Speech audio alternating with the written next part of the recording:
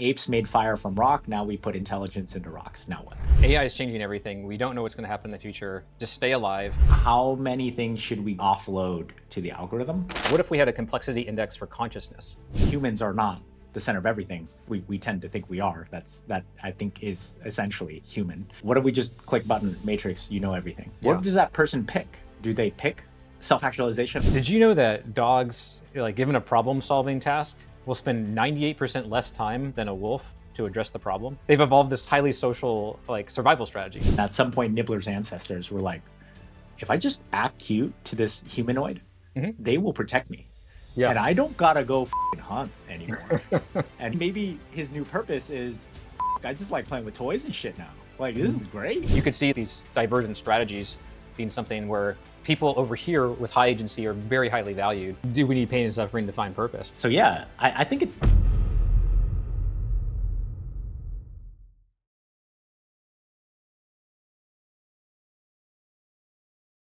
Hey everybody, welcome to the ABCs for Building the Future podcast. Today we have myself and Jonathan, my co-founder on Epistemic Me.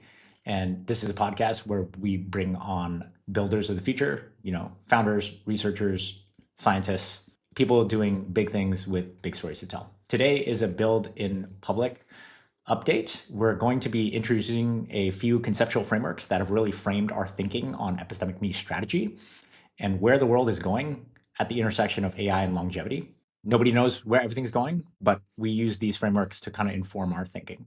We're going to do a build in public live update where we're going to look at reference application code that Jonathan has put together for our ICP of a developer persona building for a longevity influencer, an AI health coach that is hyper-personalized. And we'll be looking at that with the critical lens of like, is this good enough? What is missing? What can make an even more frictionless experience for that developer ideal customer profile? So to start off with, there's a few terms here. Jonathan is really smart, I'll say. I'm very lucky to work with my co-founder, Jonathan. And he comes up with lots of new conceptual thought frameworks based on pre-existing ones and combines lots of great ideas together. So this first part is going to be me kind of interviewing him on some of these frameworks he's put together at the intersection of our project and longevity and AI. So we're going to introduce the 3 Horizons framework. Some of you may be familiar with that. We're going to introduce the theories of change as a concept. We're going to talk about the term agency, which is all the rage in Silicon Valley nowadays, evals, and we're going to talk about CCI, or a thought framework that Jonathan has put together around humanity's longevity risk horizon. So to start with, Jonathan, how about we define the 3 Horizons framework? Yeah. So 3 Horizons is a framework for visualizing the future, visualizing a theory of change. And it comes out of McKinsey. And so this is something from the world of practice and business people, like trying to align on how to create change together. And I first encountered it. I was using this tool, Harmonica. If you remember, we used Harmonica to do our survey for health back in November or something like that. And one of the people in the orientation seminar was with this group in the UK, and they were talking about using the 3 horizons for like alignment on strategy. And so that was the first time I heard of it. And then I researched a bit, and I thought, hey, this is like a really good framework to talk about how things change, to talk about causality, and it's like usually implemented with a facilitator. Like, there's a group of people and there's somebody who actually knows how to use the framework and knows what they're doing, guiding you through. And I thought I could show one of the papers I found that uses the three horizons framework as an example, that because I like it because it's visual. And so, yeah, I think like that'd be a good place to start, is kind of looking at it together. Yeah. And I have the Wikipedia page just pulled up on the right. So we'll link to this in the show notes. But imagine there's kind of 3 lines. One horizon is one line, another horizon, horizon 2 is another line, horizon 3 is another line. They define horizon 1 as the current dominant but failing system that declines over time as it loses its fit with the changing environment. Horizon 3 is the envisioned desired future state that is aligned to the changing environment. Horizon 2 is the turbulent, intermediate, kind of transitory between the two. High level, but we'll dive into it. So do you want to expound on theory of change? Yeah, I mean, I think like, what does theory of change mean? You know, or um, and so I think this is if especially. Well, I think okay, if we're going to imagine the future, we're imagining that there's something that's going to change from today to the future. And so, what the three horizons does, it takes Horizon One and it says that's the state of the world today, and Horizon Three, that's the state of the world in the future. And so then, how does it change? That's what Horizon Two kind of modifies is like the change pathways. And so, a theory of change is simply like do we as a group agree on like where we are right now and what is happening in the future, and then how it will change. Um, so any group that has like ambitious goals, I think we talk about AI alignment and how things will change in the future. There, it's like really relevant to align on well where we're at today, what the future could look like, what are some possible change agents. And I think longevity, I've seen this come up a lot where especially like well because I've been on the forefront of these longevity organizations like Vitalism and the Don't Die group, and they have different theories of change, like really different theories of change. And I think when you look at it that way, you realize like, oh, that idea is not going to be compatible with that group, or But also there's like there's a strong lack of coherence, I think, in both organizations, where it's like not everybody's on the same page, and you can kind of see that. And I think these are the kind of frameworks that help people get on the same page. Yeah, totally. So real quick question is, what are the differences between the theories of change between Don't Die and Vitalism? That might be interesting to the longevity AI listeners out there. Yeah. Let's see. I guess I would start with Aubrey de Grey has one theory of change, and Brian Johnson has another theory of change. Aubrey de Grey's it has to do with longevity escape philosophy. So, like, what are the things that we need to do to like gradually extend life until like we're extending life faster than we're aging, and that's a longevity escape velocity. And it's largely centered around research and the type of research that's needed to like say take um, different mechanisms that prolong aging in different organisms, like we see in mice and worms, and like fasting, for instance, rapamycin, metformin, and so so Aubrey has this we call it RMR, which is a I forget the exact words that it stands for, but it's a mice trial study. So he's trying to get mice to live a really long time by using a combination of treatments. And the combination of treatments is like really important to like their theory of change, to Aubrey's, is that some combination of treatments will extend the life and you get mice that live longer. Okay, great. Now let's start testing those for pharmaceutical treatments, like RCTs and stuff, and kind of pushing it down. And it has a lot to do with like moving, I'd say, like the policymakers, in the institutions that like would be bottlenecks for those type of changes, and get longevity treatments to the masses. So that's one largely how I see, and I could do a better job articulating it. And I actually have like a whole Claude project on this. I don't know why I should pull that up, where I compare the two. It's Uh, it's all right. We're going high level here so that we could kind of deep dive into the intersection of like our thoughts with epistemic me, longevity, risk horizon, and stuff. So this is more of a primer for the audience at the high level. okay, Um, so so what about the Don't Die side? So that's the vitalism side. yeah, and the don't die side is Brian's basically saying AI is changing everything. We don't know what's going to happen in the future. Just stay alive, and AI will like basically give you a plan to keep you alive. And he's in this language of the algorithm. So today he has the Don't Die protocol, which he's demonstrates to people that he can lower his biological age through the rejuvenation Olympics and epigenetic age testing. So he can use the protocol, lowers the epigenetic age, and then at some point AI will be able to give him the protocol, lower his age even faster, and at that point he's kind of like following the algorithm towards a lower age, incrementally. And so uh yeah, I think he's just saying like this is the formula. This is like it's inevitable that AI is going to happen. It's going to change everything. We need to listen to the algorithm, and we have no idea what the future holds. But like longevity possibilities are like highly likely. Cool. Okay, so just for the audience to summarize, Three Horizons framework is a framework to conceptualize and manage change and go implement it. Theory of change is could be from the fidelity of like we have a mission statement about what we want to do in 30 days or a year or 10 years to like, hey, we have a whole new philosophy we want to inculcate for all of humanity, and this is how we see the change, like on those scales, right? So those are some of the concepts at play here at a really high level. So next thing to introduce as some terminology before we dive deeper, where I kind of ask a lot of questions of Jonathan around these concepts, is topic of agency and then evals.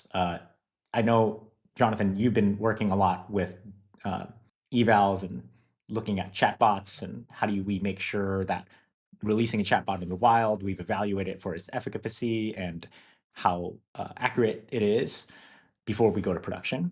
That's something a lot of software companies have to think about. And then there's this new term. Actually, we just had a book club. We still got to actually do our book club, but we read this book, Super Agency, Reid Hoffman, Greg Beto. They introduced this term, agency. So talk to me about agency first, and then evals. Then we'll go into CCI, longevity risk horizon. Yeah. Okay. So agency. I think there's probably like strong definitions for it, but I view it as our ability to like understand and control our environment. Um, Agency, and it's very parallel to the idea of consciousness. In that, like we really, that there's certain things that we can control in our environment, certain things we can't, and the things we control over in the environment, that's what we have agency over. And so being higher or lower agency is something that's coming up a lot. I think in the discussion with AI and AI alignment. And so, like, what does it mean to say lose agency? And I think one of the good examples that Reid Hoffman gave in the book was like, think about GPS. It used to be used to have agency to be able to like navigate wherever you wanted, right? You had control, you had maps, you had orientation tools, and then all of a sudden GPS got really good, and none of us like care to take the time to like route ourselves anymore, right?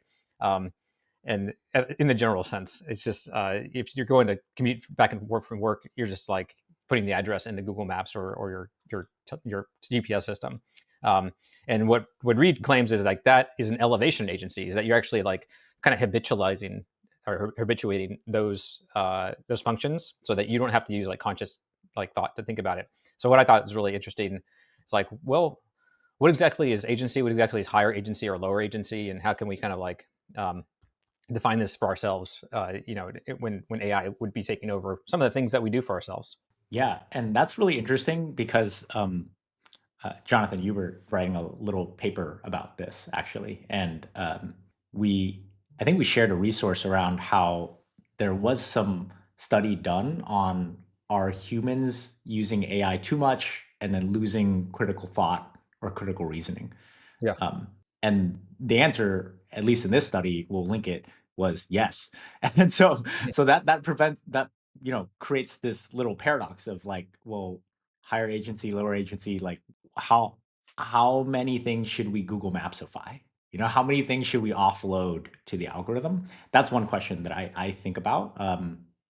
So okay, so before we maybe get into that, that could be a whole rabbit hole. That honestly could be its own episode. Let's talk about evals. Talk to me about evals and in particular the framework you've been using. Yeah. So I think the first two you asked about are like kind of philosophical in the sense that they involve the humanities and technology. And now we're talking about evals, which is like an engineering tool to build AI chatbots, AI tools. So evals can be used anytime that you're using prompt engineering. So anytime you have a prompt with an LLM, you can use an eval to determine that like the prompt that you're using with the LLM is doing what you want it to do. And you can use evals broadly just to like test LLMs and see what they're capable of doing. So you could just like create a broad eval test and like run Claude versus ChatGPT 4.0 or something like that, and just see how they respond. But as a practical engineering tool, we're building chatbots, and I think like we want the chatbot to respond to users in ways that are predictable. And I really like this analogy that it's kind of like writing unit tests on your code. Like the only way you can know what your code's going to do is if you like write the test, and it doesn't have to be unit test, unit integration test, whatever. Eval does the same thing for your prompts, and so you can gradually like tune and fine tune your chatbot to like act the way you want to by writing the evals in your system. And so I've been building an example app where we're using evals to incrementally like make the functionality more like constrained to what we want the user experience to be. But also I'm thinking about like on our SDK playground for Epistemic Me, if we can output the sort of training that we're doing in that dialectic designer as a set of evals that the user can take and implement in their code base, and just kind of have that personalization functionality. And I think we're going to end up shaping both the data and the evaluation functions that we're testing as we output stuff from Epistemic Me. That's really like I think trying to meet developers where they're using evals and where they need evals to give them personalization evals is where I'm thinking about for Epistemic Me. Yeah. And this is for the developer persona that we're really targeted on, that is tasked with building a hyper-personalized AI health coach for the longevity or a health influencer that they work for. So we want to give that developer basically as frictionless an experience as possible, going to our GitHub repo, looking at an example reference app that we'll talk about later, um, and give them certainty that, hey, copy paste this, run some tests, and then make sure, okay, cool, I could promote this to a higher environment with some users, test it out, and I have some control over the certainty of the outcome of what this coach might say.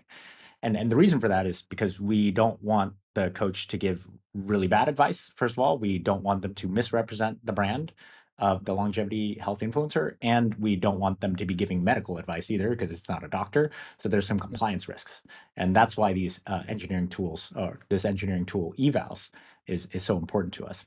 Okay, cool. So agency evals. Anything more to? It looked like maybe you want to talk about did you want to talk about anything else there before we Yeah, move just on on the to? evals, I think like, we have the kind of layer one, which is like stuff you don't want the bot to do. And Yeah, then I think on layer two, where it's personalization, it's the opportunity to like meet distinct cohorts in your user space, that you can like make sure that for this given cohort or this given user segment, that it yeah, does respond in these ways that recognize their unique characteristics, and their and can really kind of meet them and give augmented personalized experiences. absolutely. Okay, so covered three horizons: theory of change, agency, evals, a lot of concepts. So let's talk about the CCI. Yeah. Could you introduce this? This is a really cool framework that Jonathan has posted in our Slack and has been evolving over the past couple months, and it's really cool. Do you want to talk about it a little bit, Jonathan? Sure. Yeah. So consciousness complexity index is what CCI stands for, and it's meant to be a direct parallel to the complexity index in assembly theory. And so I was really like impressed by this by assembly theory. I'll briefly explain what it does. So assembly theory gives sort of a mathematics and a paradigm for modeling evolution and change over time.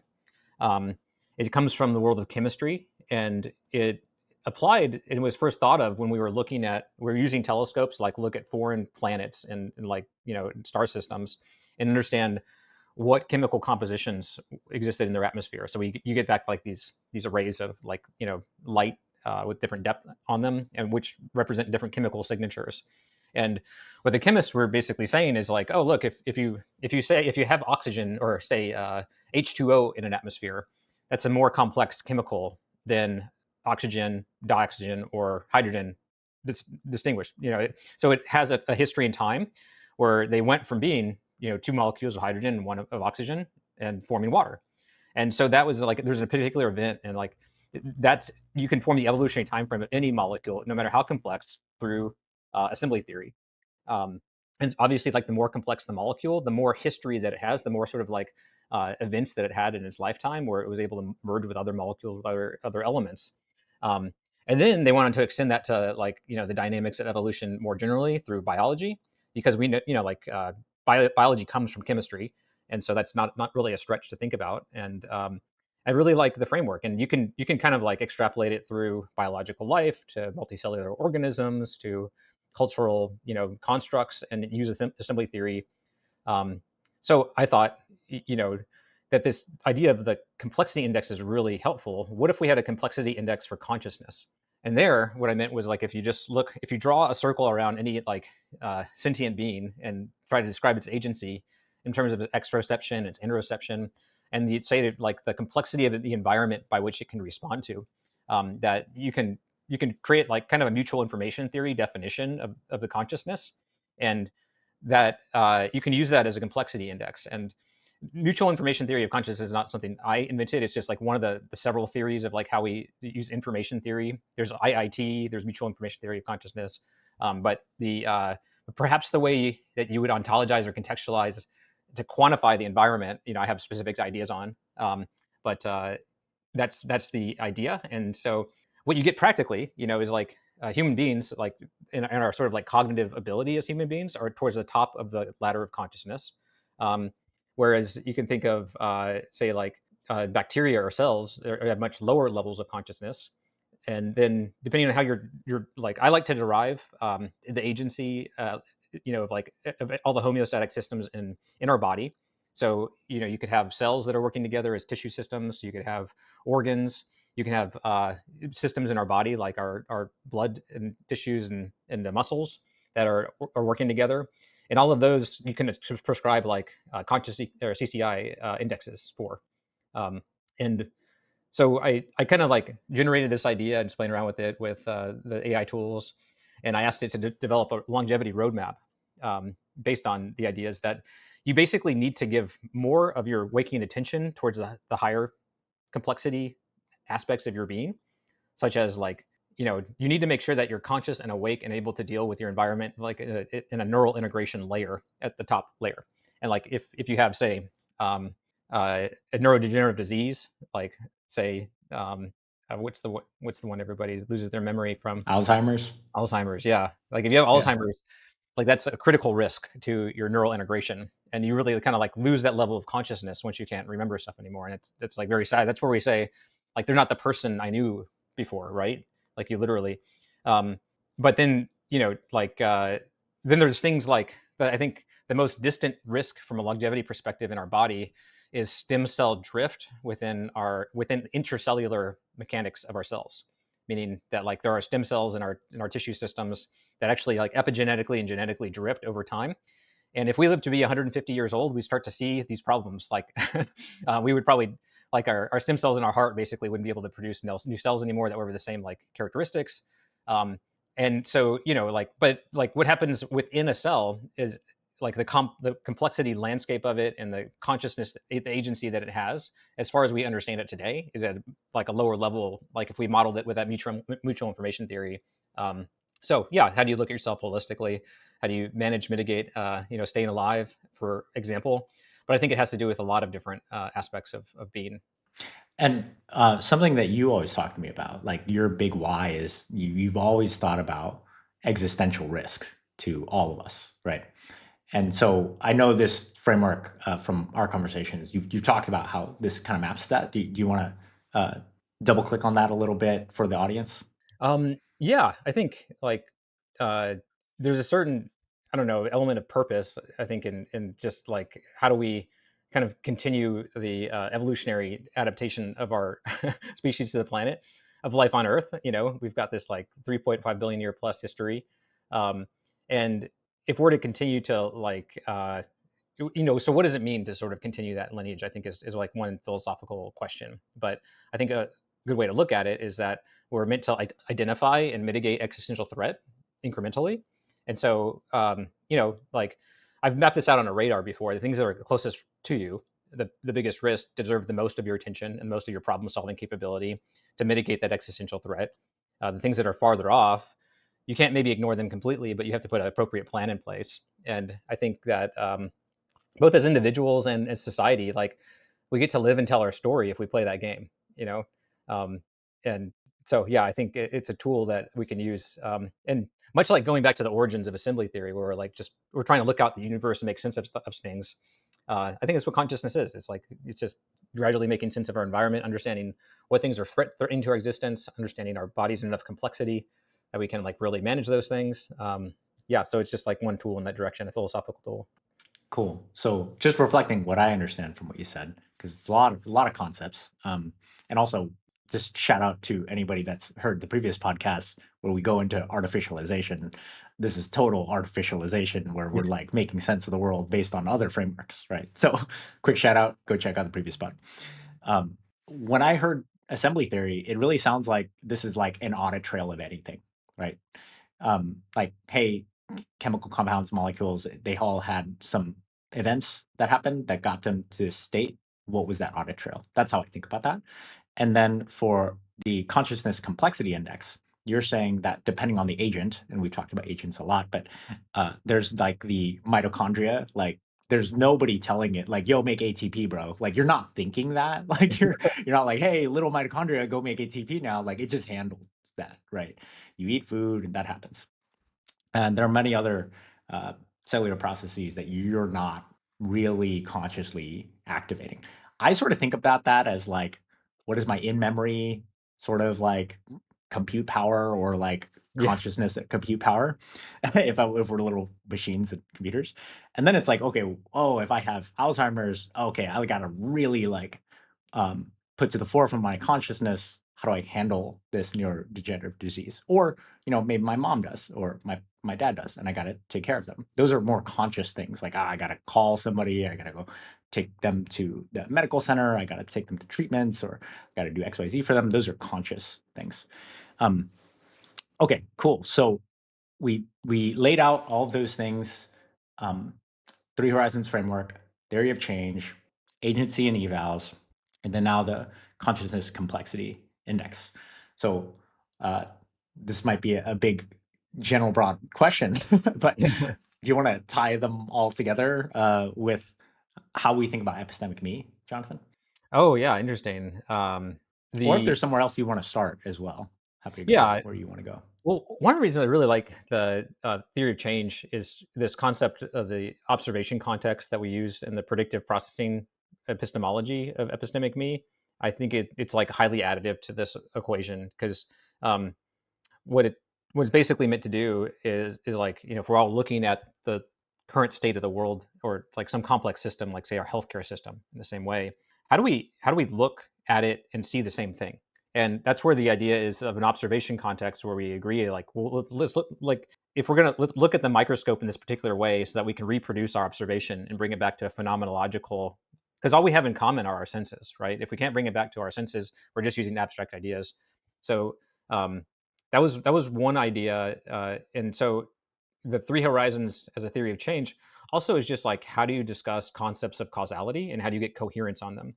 And I think that ultimately that's what philosophy is all about. um, it's like, how do we explain how change happens, causality, and then how do we disambiguate that amongst a group of people? That's coherence. And if we can produce concepts that explain the world, that are explanatory, productive, that's practical philosophy that we can use and we can problem solve together. So I think that it has a lot to do with epistemic me, this kind of idea of the theory of change. But it also goes more generally into like, how do we get coherent about concepts of causality? That's practical philosophy. uh, Sorry, do you want to say more there? I can keep going through the different Keep going. Yeah, yeah. keep going. Yeah, and what was the second after three horizons? We talked about uh Theory of change, okay, agency, evals. agency and evals. Yeah.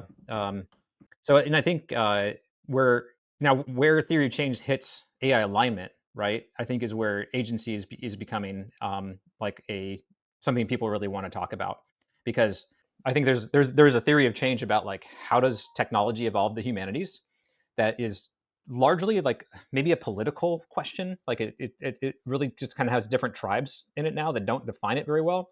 Um, and so the way I look at it is that we need ways to look at like how humanities evolved alongside technologies. It kind of like Joseph Henrich's dual inheritance theories that he uses in his books to explain knowledge propagation and cumulative cultural evolution. Like these are tools to like, well, how does a culture change given technology? And then I think one of the big risks, and we worry about, is that like, oh no, like all the things that I consider important to me right now, like my economic value in a society, those are all forecasted to be replaceable with an AI within a very short period of time. Depending on who you are and what your job is, like it's like the AI will be able to do your job. And so then if you don't have agency over what you can do economically to contribute to a society, and technology can do that, this is like kind of a first. I mean, we had these periods where like, okay, we had horses and then we killed off like 90% of the horses, we didn't need more, and we just used cars, right? We've had these kind of like leaps and many different examples of these over time. But this is the first time where it really is just like eating away at individual identity and like how we should engage. And I think that's where agency is coming up. Um, so amongst the theory of change of like from where we are to like what AI Amina looks like, uh, how do we see agency and how do we see like its importance? How do we see how it will change? And I think in the essay that I shared with you, like my thought experiment is like, yeah, you can just sit back, you can turn it all off, you throw all down your consciously complexity index, and just do what you're told all day long, or you can use this free cognition that you're going to have to then deal with more complex, more important problems. And to me, what does that look like? I think it means that like we'll be at this time, the first time in history, that like the real like niches of knowledge that we want to dive down into, and we like really want to understand, that we can be matchmaked with people that have these common ideas. And like say, for example, my ambition to like increase my mitochondria in my muscle cells through exercise.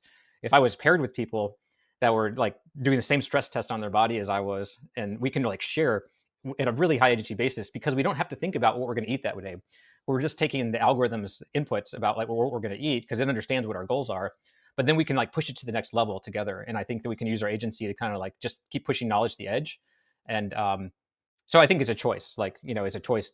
Do we use this like theory of change about what AI alignment is to become like lower agency individuals or higher agency individuals? And I think we can engineer that. I think we can like, create that reality for ourselves. Of course, the engineer says we can engineer this. Tell me more about how you might think we can engineer this. I'm curious. Higher agency elevation, right? Mm-hmm. Yeah, I think it's well, one paradigm. I saw this really great talk, and I can't remember the name of the speaker. We'll have to put that in the notes, but it was about neural media, and what they were doing was taking Marshall McLuhan's trend line of different types of media: broadcast media, immersive media, networked media, and then the fourth category he called it neural media. Um, I think more generally it's like generative media, like and so and it's really interesting because like the postmodernist philosophers really grappled on the media as what shaped our identity, as the key agent of change of how technology meets the humanities, right? So that was like the postmodernist kind of theory of change was like media is going to get fragmented and we're all going to get like siphoned off in our own little worlds, and eventually you'll be Neo on the Matrix, right? Um, and so that was one way to look at it. And what this speaker was saying about the new generation of media AI generated is we can surround ourselves with this media environment that is largely just like algorithmically generated, and it can see us and help us see ourselves as a reflection of it. And so like we end up like they know all the information about all the people in the world through spoken language. They can give us a great statistical model of ourselves as all these different aspects as you are like a percentage of the human civilization. You are tall or short, you are wider. Like they can look at you and give like a billion different aspects of who you are as a statistical norm. But is that really, so that shapes your identity, right? But is that really what you are? It's going to become what you are. And he pointed to Brian Johnson, which was like a perfect analogy, because I was watching the speaker, I was thinking, yeah, when we're building AI, Brian, it's like really like all these biological ages are just statistical norms of like these different biomarkers. And, like sometimes they represent you well and other times they don't. Like sometimes you just have a low biological age because you have long arms and it takes a long time for your nerves to like signal to your finger. And so your reaction time is slow. It's not because you're old, it's just because you have long arms, right? So it's easy to kind of like take a statistical norm and confuse it with something that is an aspect of identity. Um, okay, so just imagine yourself now surrounded in generated media. This is TikTok, this is Twitter, this is like all the generative media world that is to come, in its most advanced form. Who are you? How does that evolve your identity versus like the broadcast medium when you're sitting on your couch with your family and you're watching President Nixon like give his address, and like everybody's got the same heroes, there's the same cultural basis. Now I'm in a world of like totally fictional generated media that's just for me. And okay, so now I can get lost in that world and I can just like, it can be my heroine. It can be my morphine. Literally the Matrix. Literally the Matrix. Yeah, Right. right. It's so good. Why would I leave? Right. Yeah, I guess I didn't think of it that way. So is the blue pill and the red pill analogy like, is it agency elevation versus just like I'm good to go? Give me the tasty steak and give me lots of them. Um, and and when I think like I just get excited as the type of person I am, because I just want to constantly grow. I want to learn. I want to like take all these extra cognitive cycles I have and then like apply them to the next best problem that I can think of. And I think there'll be a period of that for like some long amount of time, probably decades, where the AI doesn't have it all figured out, and you you can still use groups of AI plus humans to like explore problems that humanity's never been able to touch before, in really like amazing ways. And that's how I want to think about AI alignment. Yeah, it's interesting. It might be useful to, we defined this in previous podcasts, but I think it might be a useful framework here. Reid Hoffman talks about this framework for four different types of schools of thought for AI. There's the doomers who believe we're on a path to a future where, worst case scenario, completely autonomous AIs that are no longer well aligned with humanity will just destroy us. Maybe they'll save some tech bros. That's the doomers. Gloomers are both highly critical of AI itself and highly critical of the doomers I just mentioned. And in their estimation, the doomer outlook serves dual purposes. First, it exists as a tacit endorsement of AI. It's so powerful, it might destroy us. Second, its long-term and abstract nature misdirects attention towards the future when the real priority should really be near-term AI risks and harm, such as potential job loss, disinformation on a mass scale, amplification of existing systemic biases, and the undermining of individual agency. There's two more that are more on the optimistic side of the scale. So it's pessimistic to optimistic. These two are optimistic. The previous two are more pessimistic. Zoomers, another term, argue that the productivity gains and innovation AI will create will far exceed any negative impacts it produces. They're skeptical of the idea of precautionary regulation or top-down approaches to control the innovation. Bloomers are like Zoomers in that their perspective is fundamentally optimistic, and they believe AI can accelerate human progress in countless domains. At the same time, they recognize that a technology as transformative and new and nascent as AI cannot and should not be developed and deployed in a unilateral fashion. AI is going to impact too many lives in too many ways. So bloomers pursue mass engagement, real world conditions, which is what you get with iterative deployment. And we defined that in previous podcast about how iterative deployment is really like try to democratize as much as possible user feedback from across all of humanity for a particular technology evolution. AKA, a good example is for $20 a month, you could use ChatGPT, provide feedback as a user, and there are now hundreds of millions of users doing that. And that theoretically should be democratizing access to influence the roadmap of AI. One could argue that $20 for many parts of the world is still a high bar. And so are we really democratizing this? We can get into that in a separate thing, but probably I will say it is more so democratized than, that this is just my opinion, by the way, it's more so democratized than other things like nuclear warfare. Like that's the extreme other end of the spectrum. I cannot pay $20 a month to influence the direction of nuclear warfare. Yeah. Yeah. So the reason I bring this up is because I think fundamentally we on this team here, we have a very optimistic take. Jonathan, you were just describing that in this theory of change you have, like this vision you have for the world, that AI helps us make sense of things and it helps us have higher agency where, hey, I don't have to think about certain things using the Brian Johnson use case. Okay, like let's just say I'm a typical software developer. Maybe I don't care that much about my health, and I'm in my 30s, and then in my 50s, I start getting issues with my health. Then I have to care. Okay, so if you just take that and you have a function of work output that is useful for society, and maybe also what is my purpose? Am I living to my purpose? And then it's like, well, if I die at 60 for that, 30 to 60 age, and I didn't care about my health, then it's like, well, I didn't get as much useful output for society, and probably I would have wanted to live longer, right?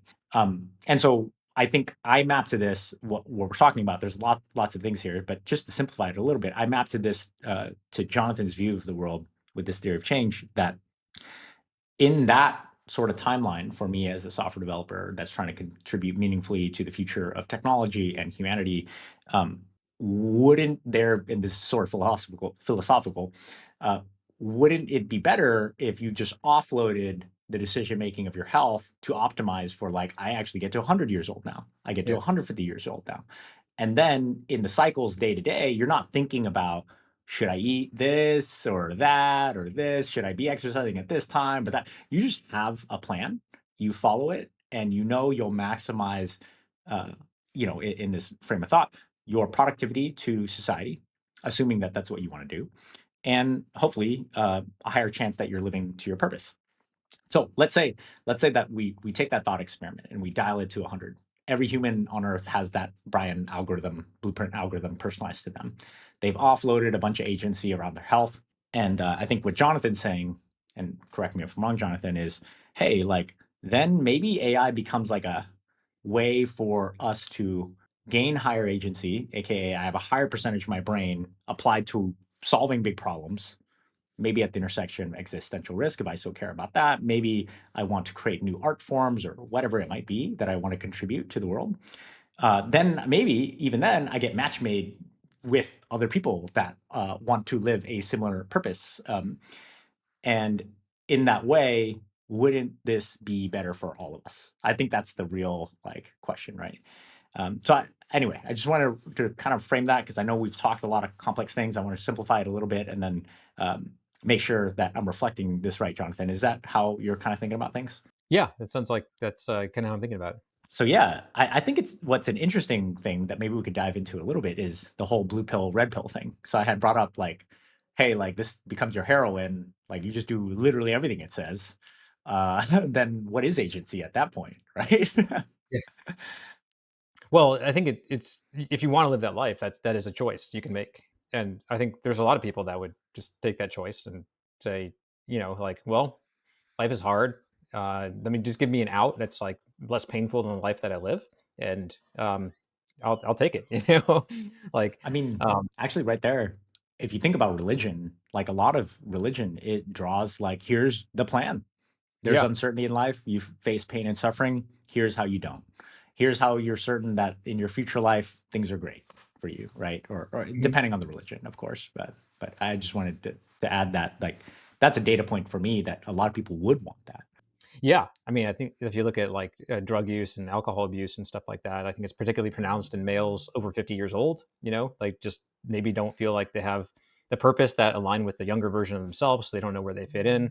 Um, and that's where the opium epidemics and like alcohol problems in the U.S. really manifest. Yeah. Um, but this is an old problem. I mean, there was the opium wars in China before that. You could see it. Like, there's always been sort of like some out. Um, you know, Escapism. some form of escapism, yeah. Yeah. uh, but I don't know that it has to be so like addictive in the sense either. I think it could just be like, you go work a job and then you come home and you play your video game that like is your generative reality world that you live in. That could be like Mm. another form of it. But I do think like everything we're describing is kind of like the low agency path, and Yeah. um, you're not taking you're not really driving forward your purpose. You're just kind of like settling on something that society and civilization has given you, living within that bubble, and just kind of jumping through the hoops of it. Yeah. Fundamentally, philosophically, I would say there's a question here, which is, does everybody want to have a purpose? I think there's an Yeah, assumption there, right? yeah, Um, I think if we follow Maslow's hierarchy of needs and uh, psychology that I've read about around that, right? Um, then everybody, and we just read the book Mastery by Robert Greene, which kind of mhm, argues from Robert Greene's take in investigating all the different masters of the world, like everybody does have a purpose, everybody does have a life's task. There's assumptions there. Maybe somebody does just want to heroin me up, matrix me up. That's my purpose, yeah, right? But then there's the question of like, do they think that's their purpose because they're operating at a lower agency? yeah, right. Yeah, And I don't know, from a population level perspective too. These are different, just like adaptive and evolutionary strategies that a culture or civilization is taking on. Like if you live in Russia, right? If you grew up there, your parents grew up there. I think your notion of autonomy and agency is much different than it is in the West. Like yeah, it's a civilization that's really kind of like had a feudalistic system forever, and like yeah, there's the oligarchs and there's the peasants, and like your purpose doesn't matter if you're a peasant. Like it just doesn't, and you never would think it would. And your escape is vodka, um, and that's just like that's the way that you live life. And I think that's like one of the themes of like this whole authoritarianism versus democratization on a global scale right now is just like are we trying to preserve people's right to choose purpose and agency? Is that like a thing that's meaningful for survival? And some days I wake up and I think like it's just not a good thing for people to have, their own agency. Like, just given what I see and the people I talk to and the like, their choices they make, right? Um, and then other times I think like it's absolutely the most important thing in the world that we push this like magnificent consciousness that human beings have developed into something that is like purpose driven and at the top of the Maslow's hierarchy, and everybody should be like that, and that the higher the better, right? Um, yeah. Well, I think like what's the end game? What decides like what is the evolutionary fitness function for a population?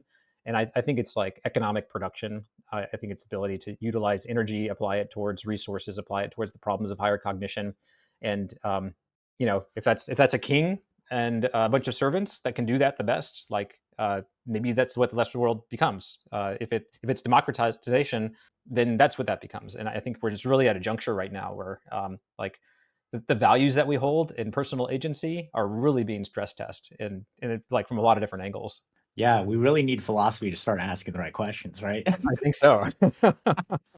All roads lead back to that, which is shit. Like, come on, philosophy, ask the right questions. We need to understand these things, right? Because it's interesting. You can't really apply a binary there. Like, for me to say, like, yeah, everybody should be getting to the self-actualization uh part of Maslow's hierarchy of needs. That's like a very blanket statement that I think a lot of people wouldn't align to. Like, not 100% of the world would. But a thought experiment there is, would 100% of the world choose that if they had downloaded, like in the Matrix, 100% of the world's data, right? Because back to phenomenology, which is just sense making, um, take that Russian male who grew up there, um, and has been fed all these things. Hey, I'm a peasant. I'm not a king or whatever. Vodka is my escapism. Um, but if you just take that person, you just click a button one day, and it's like download all of everything, like like everything. You know everything now. There is no more privilege to knowledge. You just know everything in an instant. Because the normal journey of a human is, I grow up in my teens. I'm individuating in my 20s. I probably fuck up a lot of things.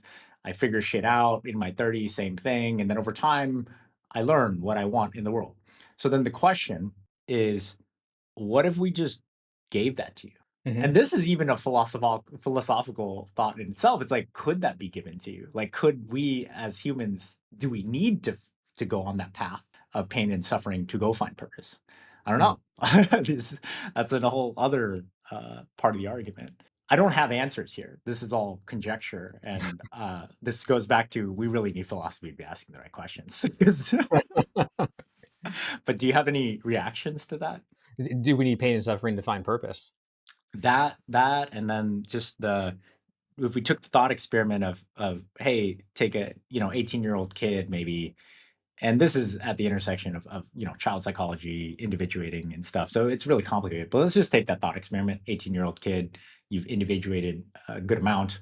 Your brain is still growing. Let's say you're a male. Your brain's still growing. But instead of having to go through the messy 20s or 30s that many people do, um, which can be the result of a lot of things, nature and nurture, what if we just click button, Matrix, you know everything? What Yeah. does that person pick? Do they pick self-actualization? I know exactly my purpose. Or what would they pick? Yeah. It's I tough. mean, I have a lot of thoughts. I mean, Yeah. if you take it to like maybe the extreme as we understand like being in the world, and we had all the knowledge in the world, like at the time that we're like a blastula, as in 400 cells of our embryonic self, um, and now we have all the knowledge of the world to decide like how each cell is going to individuate like in our embryonic process. I think like maybe we start being something a little bit different than humans, like maybe gradually or maybe quickly. um, but then you get to the point of your neural development where like now, okay, you don't need like a childhood anymore because you have all the knowledge, right? um, like what do you then how does the self individuation process start in a cultural society? The thing that like really kind of like graduate into these rituals, customs, rites of passage, and then we find like an economic purpose for ourselves in Western civilization, like gives us identity today. And so if we had all the knowledge of the world, and it's a commodity, right? And like, and we're striving towards something, and we have this basis of purpose, like I don't know how that's framed exactly. I would hope it's framed as like you become part of the collective, that we're all just trying to stay alive here, and like we're solving these problems that are fundamental about like our place in the universe, um, and uh, and that might take on a form that we can't really imagine yet. But it brought up a couple threads that I've heard recently, and one was when Michael Levin asked Carl Friston about this thought experiment that he had, where you say like, let's say you have like a reptile, a dog, and a human, and they're all living in heaven, as in there's no more, they can live forever, for eternity, really. And he's like, what does it even look like for a human to live for eternity? Like, won't you get bored? He's like, I can kind of imagine a dog. You just give it some food every day, and like it'll probably be happy for eternity. It won't stop being happy. And a lizard's not going to know the difference. It's just going to like give it some bugs to chase around. But what about this human? Like, what is this human going to do for eternity? And Carl Friston's answer was basically like, if you don't have dynamicism in the environment, you cease to be. Like the human that can't like create and think and like use the brain to explore the world, it ceases to be conscious at that level. And so he was actually applying his mathematical framework of like free energy principle, and he rattled off like several different mathematical terms that I wasn't familiar with, like the Red Queen dance, for instance, is an evolutionary dynamic. And then when Jenny was replying to Jenny Liang, she's replying to my article. She was talking about how this consciousness complexity index, she really has a problem with higher being better. Like the moral judgment of like higher consciousness is like better or more survivable. I didn't really mean it to come off that way, but I think both in Christian's insight and Jenny's, like I imagine this world where like there are times where you really have to scale up consciousness and agency, and other times where the best like way for you to be is to scale down. And so, I mean, this could be like us going to sleep at night, for instance, but I think there's a lot more examples where that's the case. And in like the three body problem, they have this like this science fiction scenario where the entire species kind of like dehydrates for a long period of time as a way to survive the solar environment that they're in, right? And I could see if we're talking about like our neural integration surviving eternity, there's gonna be times when we just have to like kind of like turn it off for a while and turn it on for a while, have it be like really fast and really integrated and really high consciousness, and other times where we're just kind of like waiting for things to happen, like planets going around places, for instance, or something like that. If you imagine eternity, so yeah, a set of thoughts to Yeah, no, frame that your thought there's. experiment. Let me react to that. So we've already introduced a lot of complexity. Let me just drop some more in. So in the previous podcast, we as a team, Jonathan and I did one pod. Jonathan, Dean, and I did another pod where we reacted to Benjamin Bratton's talk on a philosophy of planetary computation, and he posits this evolution of technology as, hey, there's just scaffolding. And I love this quote. I always think about it, which is, apes made fire from rock. Now we put intelligence into rocks. Now what? And so going back to this, if we look at humans as part of the universe actuating, which is kind of what he talks about, he's like, we really just like, if you think about it, we humans, that there's a question there. Is our entire race's existence and the evolution of us from the scaffolding of originally fire from rock to gain more consciousness, more agency over hunting, gathering, creating more technology to make sense of the world, to create sensors that describe climate change, to create the microscope or the telescope to understand truth that, hey, the Earth is not the center of the universe. And all of that just builds upon each other, right? From the microscope came the telescope. Fast forward, now we have the most powerful microscope in our hands with AI, and for a pro subscription, $20 a month. Like that's where we're at, right? If you think about technology as sense making, humans originated in the scaffolding as we were able to make some sense of clack two rocks together, make fire, and so back to it. We zoom out a little bit, and we're like, okay, let's say humans are not the center of everything. We tend to think we are. That I think is essentially human. Um, if we zoom out and say humans are actually just a sense-making tool of the universe to actuate, then maybe then it's like, well, okay, let's say everyone goes into heroin matrix mode. Then maybe if it does happen, right? And Benjamin Bratton doesn't say like one thing will happen or the other. He actually says we need philosophy to kind of evolve questions so we can understand what's next and evolve technology the right way. Then there is sort of a thought that I'm forming, which is, yeah, maybe the next best step for the universe is we all get to this place of like, here, drip feed you like self-actualization in the Matrix via heroin, bro. Like, and then just do this, like Brian Johnson AI sort of Brian Johnson's algorithm personalized to you for your health. But like, here, we know exactly what your purpose is from the embryonic stages. We know your nature, and maybe in the 0 to 5 or 0 to 18 range, whatever it might be, we know the nurture you have at the intersection of that nature, and then here's your purpose for humanity. Um, so there's an argument there, right? Of like, oh, humans are just like sense-making tools themselves.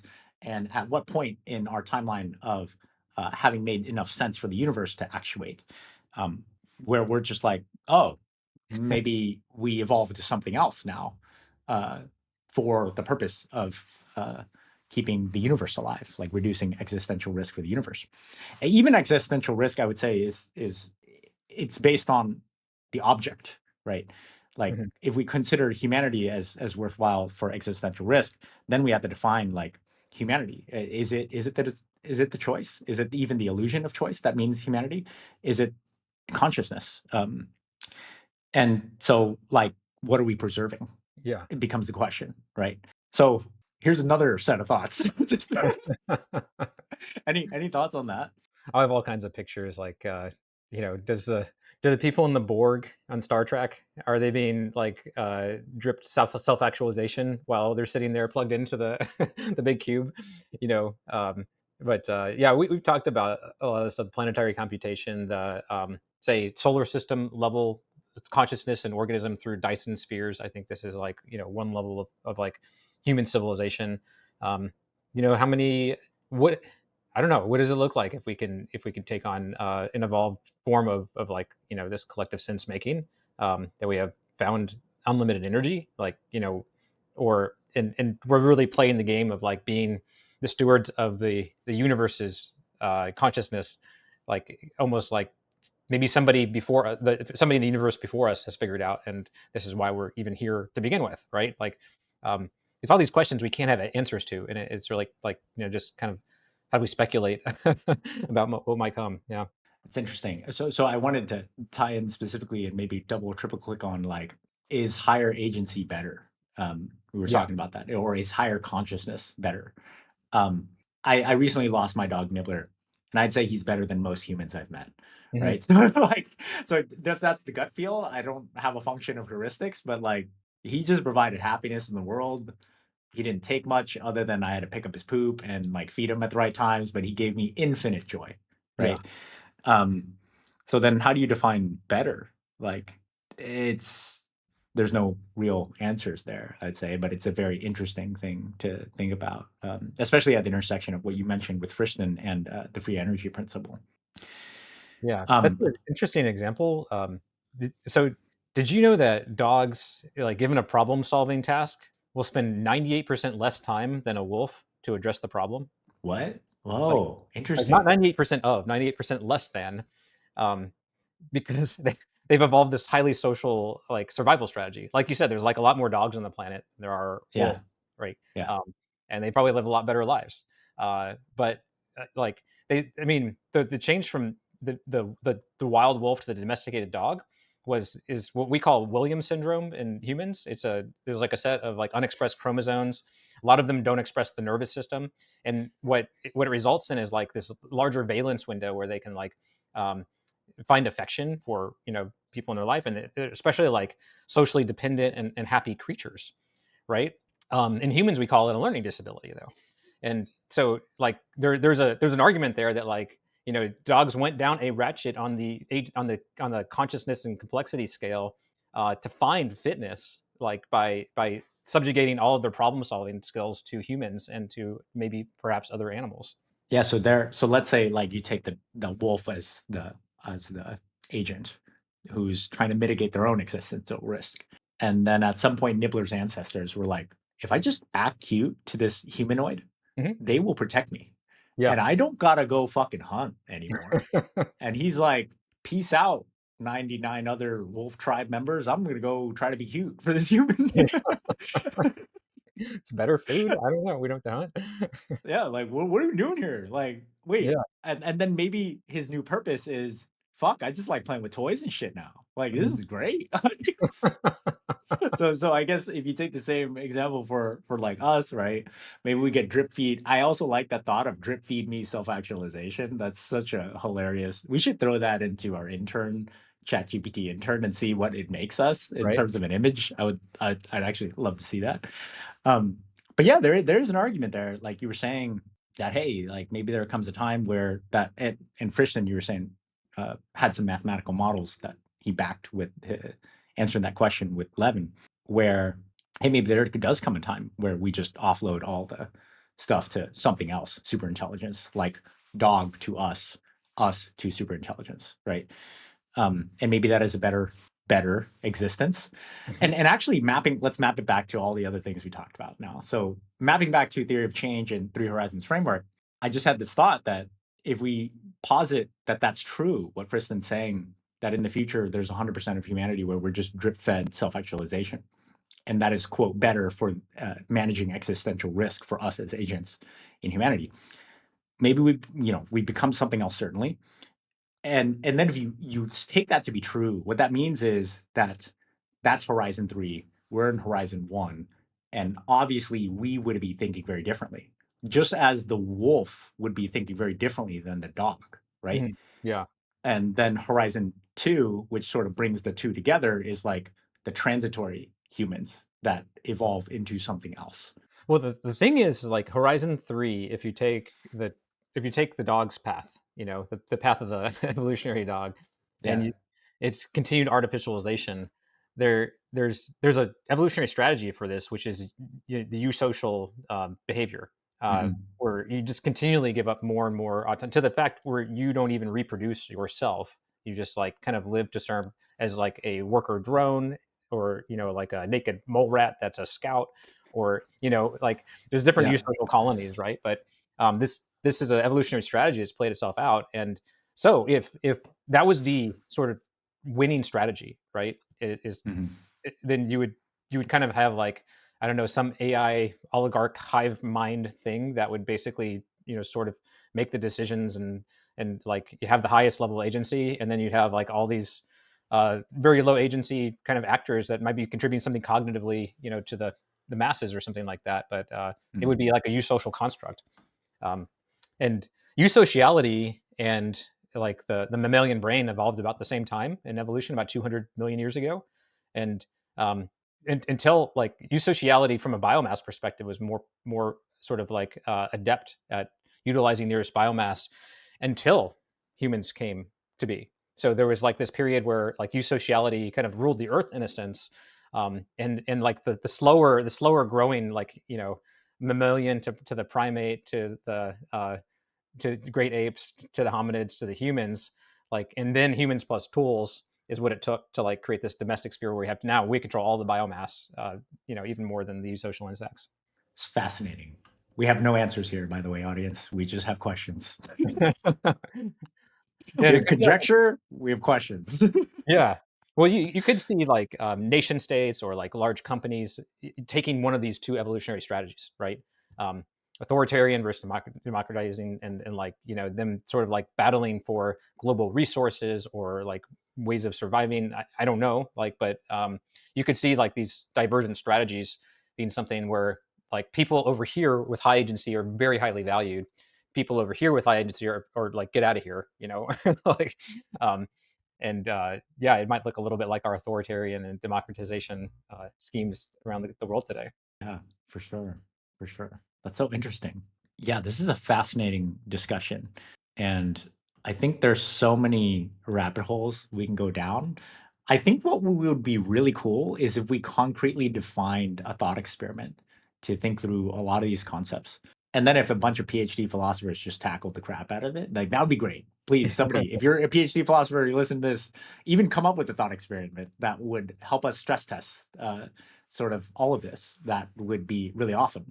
One of the things I did want to mention is, um, you know, zooming back in away from all of that, whether right, wrong, different, whatever, for that. Should I just be drip fed self actualization? Should I just have that shot into my veins like heroin? And is that a good life? Let's say 100% of humanity reaches that and we become, I don't know, homo heroin, let's just call it. That's good. Is that good? Like, let's say the universe has that in store for us, and maybe millennia and eons later, we evolve to something else again. I don't know. Nobody knows. But one of the things I think about, let's just assume, like my personal philosophy on my own life is self-actualization is the only game to play. Mhm. Living to your purpose is the only game to play. For my life right now, that is my thought process. And Jonathan, I think you share the same, right? Yeah. So this is why we're great co-founders. And so, so funny enough, like that's hilarious because we people, mutual friends and colleagues, kind of saw us separately and we're like, hey, you two should talk. Think about an AI doing that at scale, right? And then, oh, okay, now me and Jonathan are trying to solve AI alignment with this hypothesis that it all starts with the belief systems and the models of self, and those must be versioned and they evolve. Um, so back to it, one of the biggest product requirements we have is, let's say that that's the only game in town, it's self-actualization for humans. Um, and let's say that what we're solving here is quantifying subjectivity in many different things. And that's a hard problem to solve, but let's say we could do that, and then we could model belief systems, we can model selves, collections of selves, humans, or at the cellular level that make up a human, or at the nation level, or state level, or local level. Then what's the next best question for that group, or at that individual level, for them to actuate towards a certain marker for a collection of selves? Like that's really what we're trying to solve with Epistemic Me. So I know everybody on the pod, you're probably listening to this and you're like, whoa, like there's all these concepts. Like, where do I ground myself?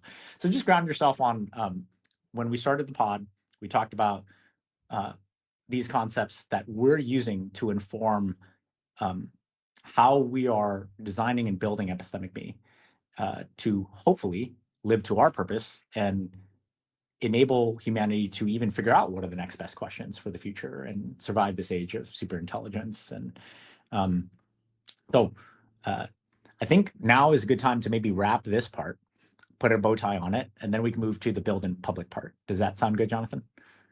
Yeah, sure. I one thing I thought would be helpful just to share with you too was like the visuals of this Three Horizons framework.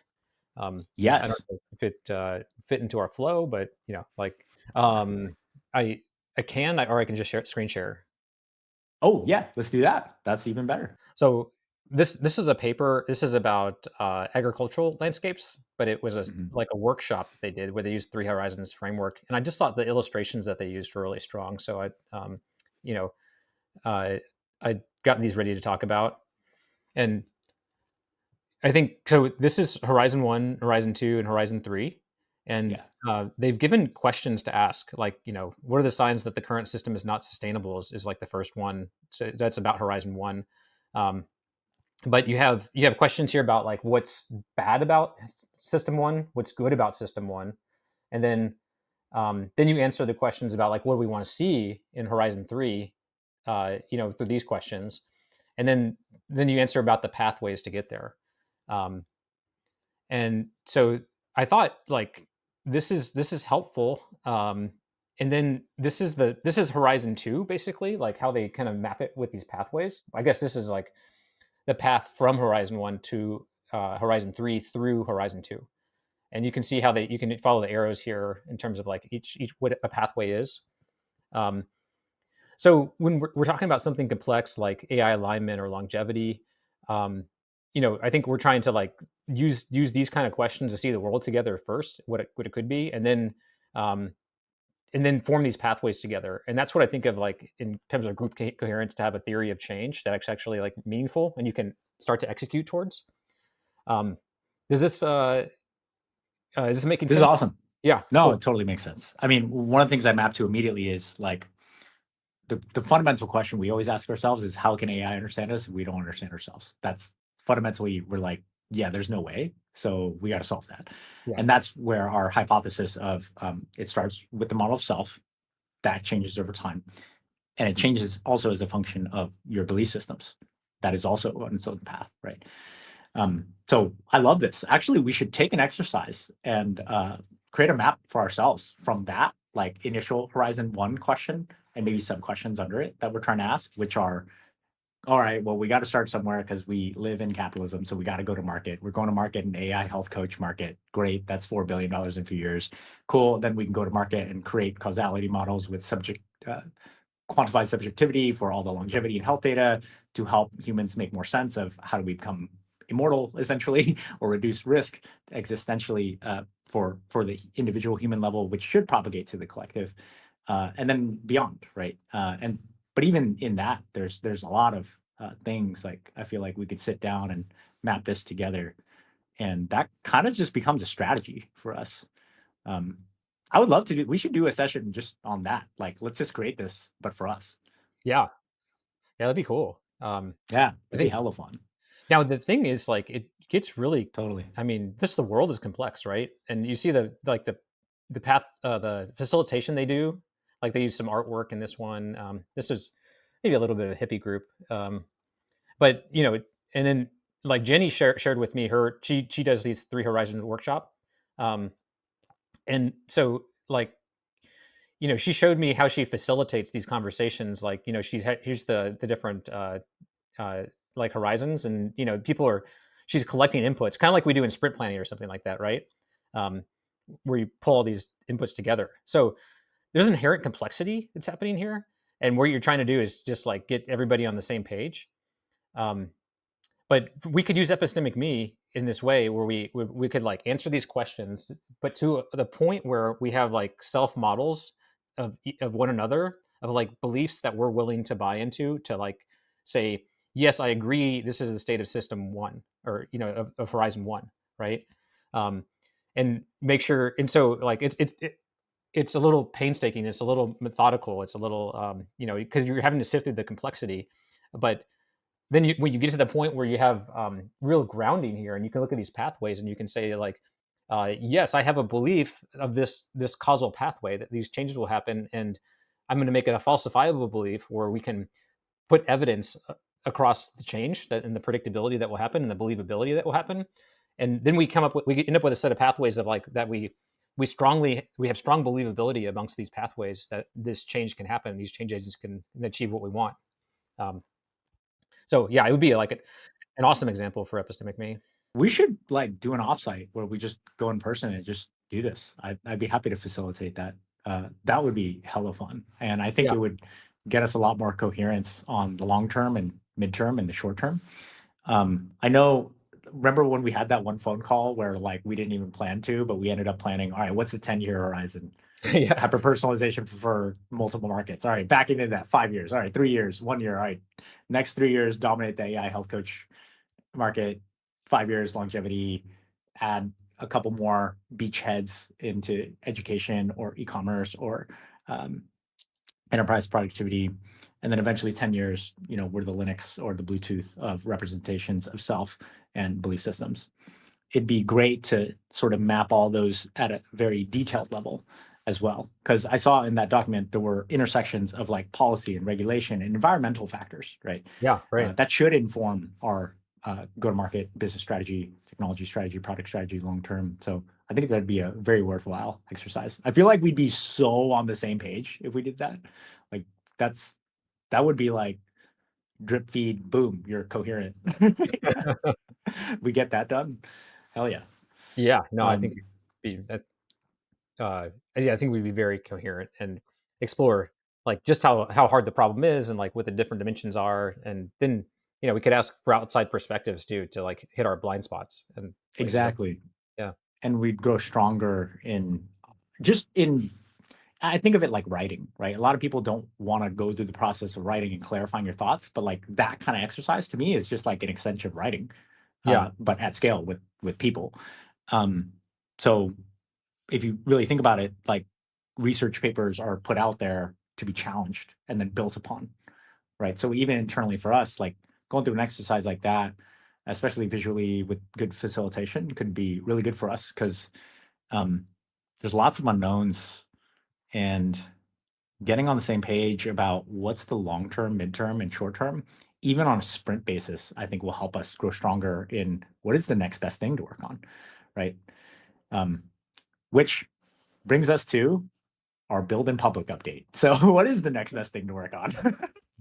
So we talked about the longevity theories of change earlier, and I wanted to show this kind of concept I drew up on Claude, which is like you can pick Brian Johnson or Aubrey de Grey's theory of change, and it'll like take you Horizon 1, Horizon 3, Horizon 2, and then through each pathway. And it like Claude did a pretty good job of like generating the change drivers and like doing research on each of these, and I like grounded them with some evidence in each case. And the conversation in vitalism was one where I think they really want like a prediction market around each of these causal pathways. They actually to like for believability purposes, like put your money where your mouth is, kind of thing. Um, and so this was just like kind of a prototype where you can like look at the different theories of change. You can like vote on the things that you agree with or disagree with, and it becomes like a collective intelligence and sense making strategy. And I think we could probably mock something up like this pretty quickly as like a coherence tool with all the knowledge in the world, right? Yeah, we've already given it. Anything else you want to talk about in terms of consciousness complexity index, agency, evals, theories of change through Horizons framework? Before we close out that conversation. Yeah, I think that's pretty complete for now. I'm sure there'll be like more updates on that front. Hey, everybody. Thanks a lot for joining the ABCs for Building the Future podcast. We're going to end this section of this pod here where we talked about, the consciousness complexity index that Jonathan introduced around longevity risk horizon. We talked about agency. We talked about evals. We talked about wolves becoming dogs, and maybe we're the dog to the superintelligence. We talked about lots of things, philosophical conundrums and quandaries and thought experiments. If you're a philosopher, please come up with thought experiments for us. We'd love to stress test these ideas. We talked about the intersection of the Three Horizons framework with theories of change and how we think about epistemic me strategy. And we also committed to doing an offsite to like create our own Three Horizons framework for epistemic me. So that's going to be awesome. We'll figure that out. So thanks everybody for listening to the podcast, and catch the next one. See you next time. Bye-bye.